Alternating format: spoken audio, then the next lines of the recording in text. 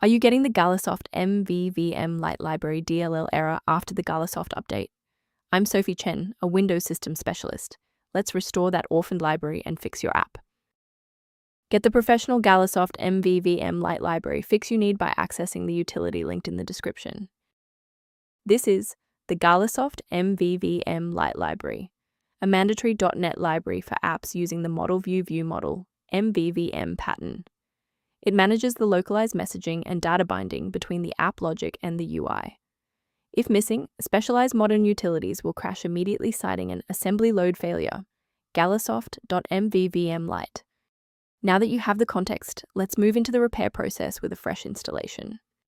Galasoft.mvvm Light is a restricted library bundled with the Galasoft engine, and the most reliable recovery method is to run the setup for the host program, giving the error to refresh the internal files. When a standard reinstall doesn't cut it, we move to advanced diagnostic steps to ensure the system is properly configured. A simple restart can resolve file-in-use errors that mimic a missing Galasoft MVVM Light Library message. It's a low-effort step that ensures your operating system starts with a clean execution stack. Don't forget to bookmark the video or give it a like before you restart. It's the fastest way to jump right back into this tutorial after the reboot. Still seeing the error? Let's move to the next actionable step in our guide. You can pause the video here if you're still waiting for your desktop to load. If you're still seeing that runtime message post-restart, it's time to reinstall the shared library components. First, go to Control Panel, then select Programs and Features. Second, find every Microsoft Visual C++ redistributable, 2005 through 2022. Third, right-click each and select Change, then select Repair. If that fails, download the latest all-in-one VC++ redistributable package from Microsoft's website.